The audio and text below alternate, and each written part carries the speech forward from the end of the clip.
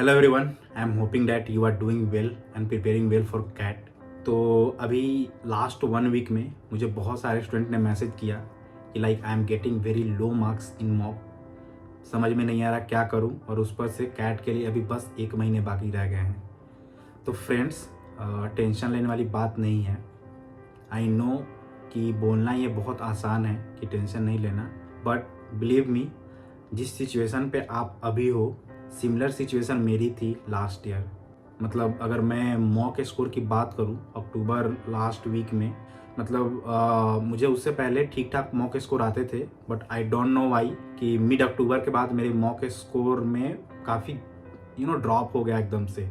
Reason eventually मुझे बाद में पता चला, जब मैं उसको बाद में अच्छे से एनालिसिस किया। तो अगर मैं मॉक स्कोर की बात करूं, तो जो मेरा मॉक स्कोर था वो, मतलब मैं 3-4 मॉक स्कोर बता रहा हूं आपको, जो मैं लिखा हूं। सारे मॉक स्कोर जितने भी मैं मॉक दिया हूं उसके सारे स्कोर में लिखा हूं। तो मैं अक्टूबर वाले जो मेरा ड्रॉप हुआ था उसका मैं बता रहा हूँ। तो मेरा एक में था 29, 41, 36, 32, 39।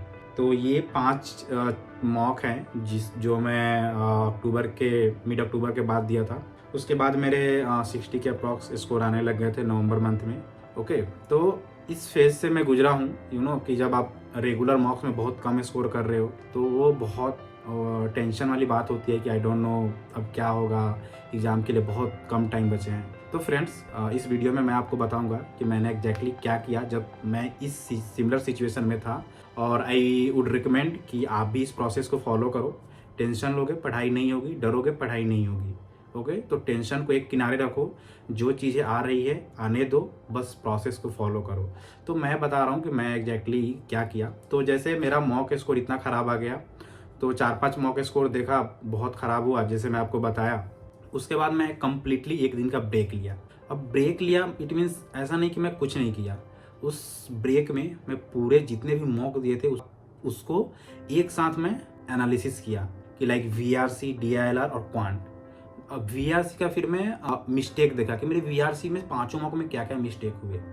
फिर मैं उसको एनालिसिस किया कि लाइक जो मिस्टेक है वो रिपीटेटिव मिस्टेक तो नहीं है कि मैं सेम मिस्टेक बार बार रिपीट कर रहा हूँ, इसलिए मुझे मॉक स्कोर जो एकदम से ड्रॉप हो गए जब पहले अच्छे आ रहे थे।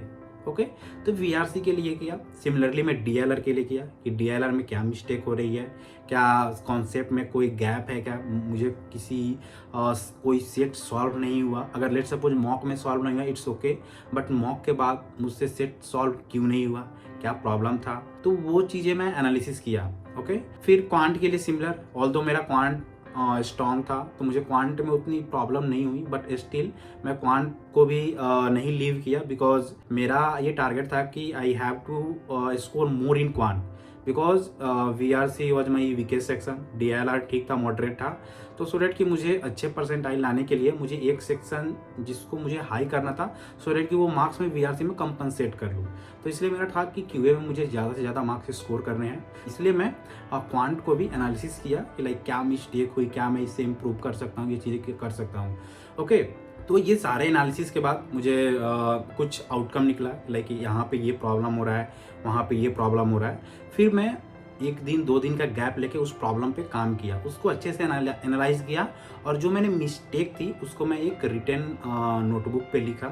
ऑल्दो मैं जितने भी मॉक्स देता था उसके जो भी मिस्टेक होते थे उस सब मैं नोट डाउन करता था एक नोटबुक पे, जिसका मैं नाम मिस्टेक नोटबुक रखा था।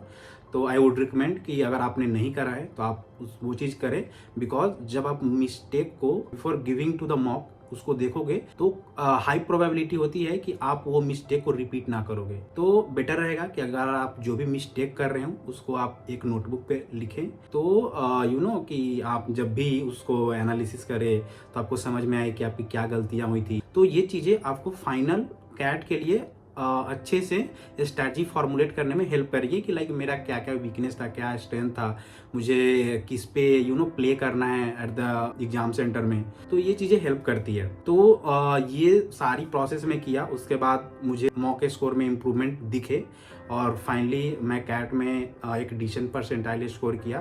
तो ये थी मेरी स्टोरी कि लाइक जब मैं इस टाइम पे मैं बहुत डिमोटिवेट हो गया था, मुझे मॉक स्कोर कम आने लगे थे, तो मैं कैसे प्रोसेस किया। तो फ्रेंड्स, जितना टेंशन लोगे उतना पढ़ाई नहीं होगा।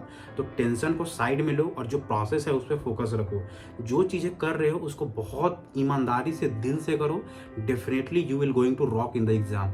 ओके, सो टेंशन लेने वाली बात नहीं है। Just do whatever you do.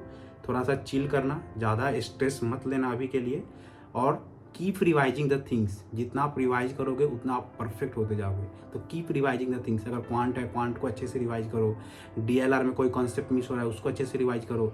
VRC में ऑल्दो कोई कॉन्सेप्ट होता नहीं है, but still if you want कि रिवाइज करना है मुझे, कोई जो मैं मिस्टेक किया हूँ आप उसको रिवाइज करो। But keep revising the things. अभी 1 मंथ में जितना आप रिवाइज करोगे, जितना आप मॉक दोगे, उतना आप बेस्ट होते जाओगे, अपने आप से बेटर होते जाओगे, और अल्टीमेटली आप डी डे पे बहुत अच्छा स्कोर करोगे।